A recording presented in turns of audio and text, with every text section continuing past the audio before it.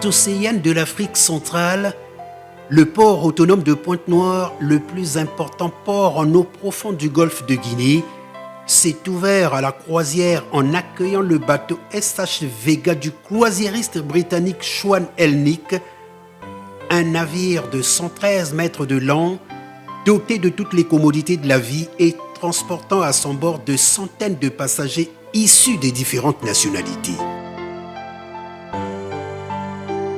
Parti de l'Antarctique au pôle sud de la planète, en passant par le cap de Bonne-Espérance en Afrique du Sud, puis par le port de Luanda en Angola, ce bateau qui va longer toute la côte ouest africaine pour aboutir à Lisbonne au Portugal, a accosté mercredi 5 avril 2023 au port autonome de Pointe-Noire, en présence de la ministre congolaise en charge de l'industrie culturelle, touristique, artistique et des loisirs, Marie-France Lydie Hélène Pongo.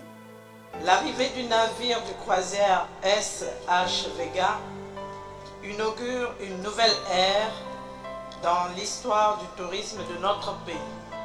Votre visite contribuera assurément à faire connaître les atouts touristiques du Congo, terre d'accueil et de transit qui vous ouvre les portes, chers croisiéristes, et vous attend dans des séjours encore plus longs. Le Congo peut compter sur vous pour la promotion de sa destination, puis votre passage aider à la valorisation de l'image de notre magnifique pays. À l'entreprise Schwan Elnick, qui a bien voulu inscrire la ville de Pointe-Noire sur le parcours de son navire, j'adresse tous mes remerciements, mes félicitations et encouragements également à l'agence de voyage Aquabatour & Travel pour avoir su proposer aux touristes des visites attrayantes. Les passagers en escale sur les côtes congolaises ont profité de l'occasion pour découvrir et explorer les atouts culturels et touristiques du Congo après une immersion dans la ville côtière et ses environs, notamment au site des gorges de Diossou.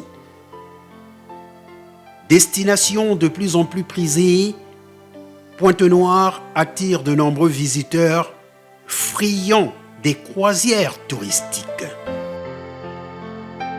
En début de soirée de ce mercredi, les passagers reçoivent la visite d'un hôte de marque, le Premier ministre chef du gouvernement Anatole Kolini Makosso, qui prend place à bord du bateau.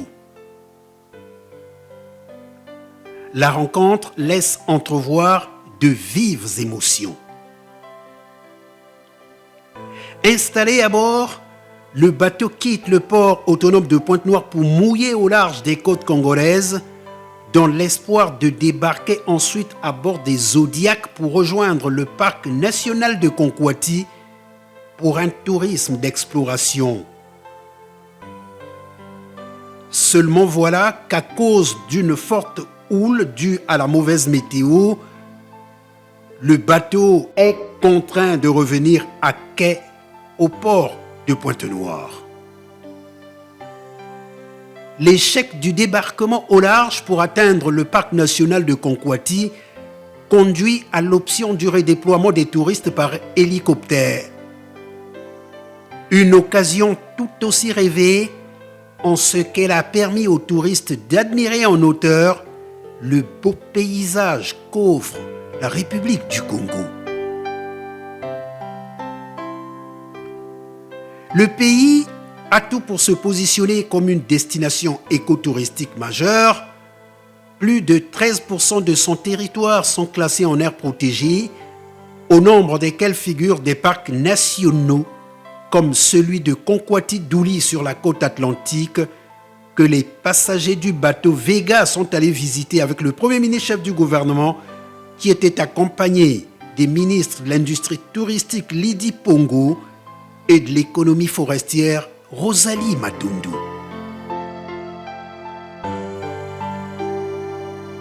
Konkwati, c'est une diversité d'écosystèmes, un parc riche en biodiversité créé par décret présidentiel du 14 août 1999 qui comprend une partie continentale et une partie marine.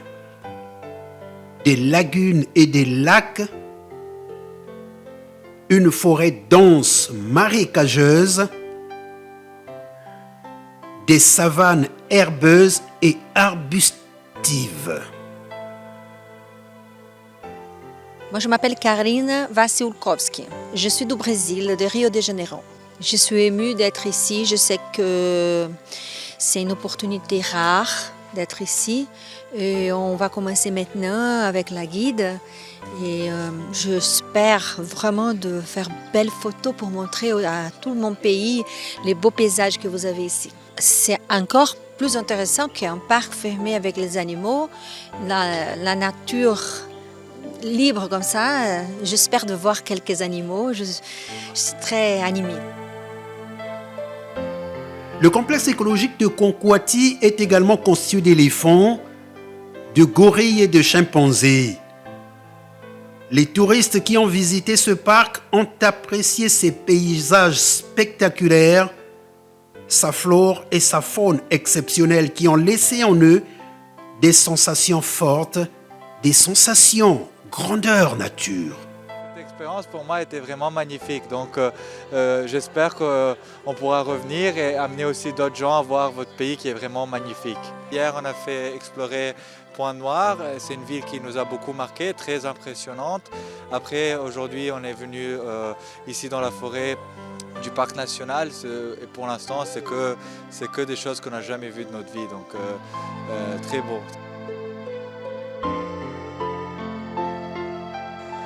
C'est superbe, puis on est dans la forêt équatoriale, donc c'est très très différent de l'Afrique du Sud qui est beaucoup plus désertique ou la Namibie qui est beaucoup plus désertique. Donc c'est vrai qu'ici c'est superbe, puis c'est génial de pouvoir protéger sa forêt, protéger sa nature, faire une réserve pour que les animaux puissent revenir, se sentir à l'aise, pour qu'ensuite le tourisme puisse se développer, parce que les touristes ils veulent voir des animaux, donc une terre où il n'y a plus d'animaux c'est à moins d'intérêt, donc c'est chouette de pouvoir préserver la nature et préserver les animaux et le tourisme.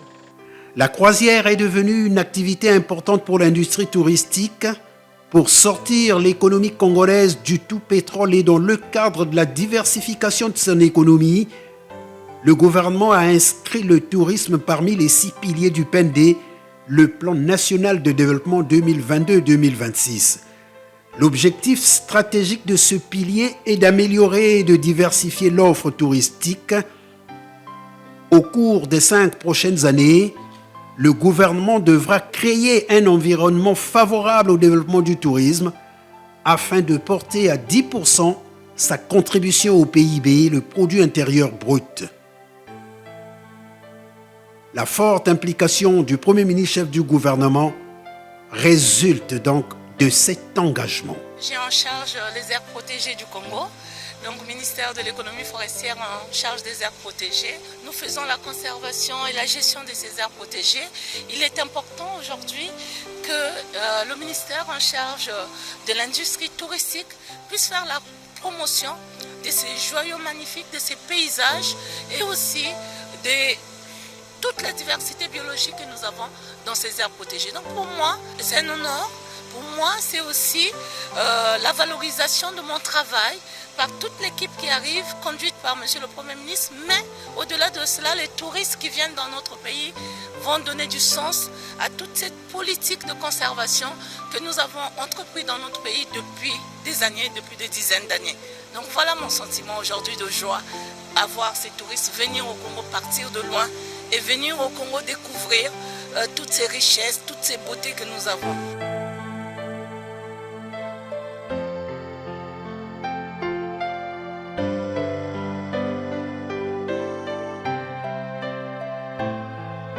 Retenir de cette visite que nos touristes qui sont venus de très loin, qui ont fait le tour du monde puisqu'ils étaient dans l'Antarctique, ont apprécié notre réserve de chimpanzés.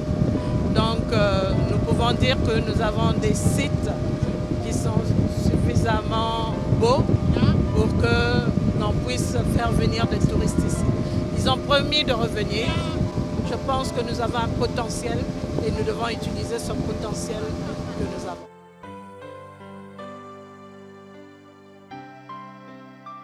Les touristes se sont imprégnés du riche patrimoine culturel et touristique congolais. C'était une belle fenêtre d'opportunité pour nouer des partenariats qui pouvaient se conclure au cours d'un dîner offert à l'occasion au sein de ce géant de mer pendant ces moments conviviaux. Je m'appelle Patricia Zito, je suis la marraine du bateau et l'épouse du président de la compagnie. Le Congo, c'était une destination très attirante pour notre passager. Comme je disais à Monsieur le Premier ministre, que je voulais remercier personnellement, c'était inoubliable. C'était vraiment quelque chose, avoir pu visiter aujourd'hui les parcs, la nature du Congo et hier la ville, c'est vraiment pour moi quelque chose d'extraordinaire. Et je vais dire plus, j'étais là pour pouvoir un peu voir si l'itinéraire c'était bien. Et l'année prochaine, on va revenir pas avec un bateau, mais avec 2 bateaux de croisière. Vraiment, je remercie personnellement les 2 ministres et tous les gens qui ont travaillé avec eux, et même les pilotes de l'hélicoptère, la base, et toutes les personnes, vraiment, sont beaucoup qui ont aidé pour cette énorme journée, mais magnifique.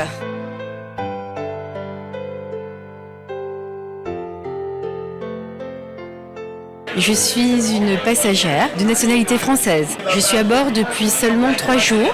Je suis arrivée de France directement à Luanda et nous avons embarqué à Luanda et nous sommes au Congo depuis donc 2 jours. C'est une sortie incroyable.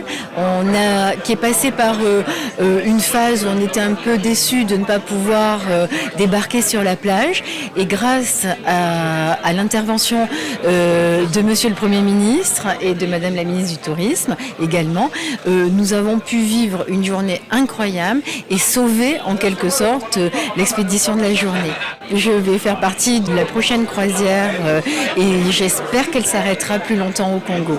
C'est un pays splendide. En tout cas, on a été transporté par ce qu'on a découvert comme paysage, la variété des paysages, la beauté de la réserve et la qualité des gens qui nous ont reçus. Et c'est tellement exceptionnel que non seulement je vais revenir, mais revenir plus longtemps.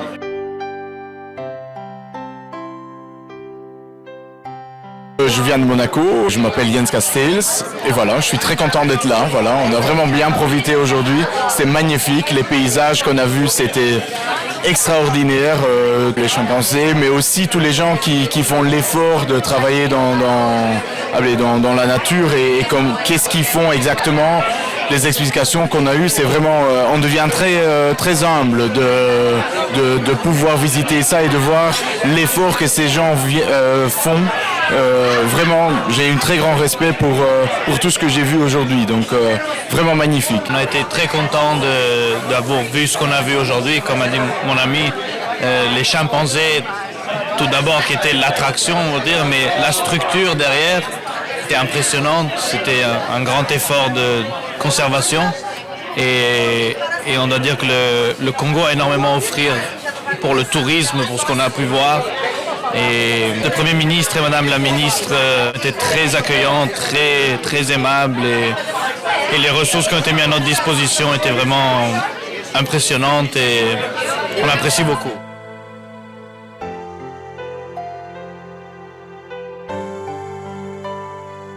Je suis à bord depuis Cape Town. Ça fait à peu près 2 semaines. Aujourd'hui, c'était extraordinaire, magnifique et inoubliable. On a vu le chimpanzé dans son habitat naturel, que c'est complètement différent d'une parc payante.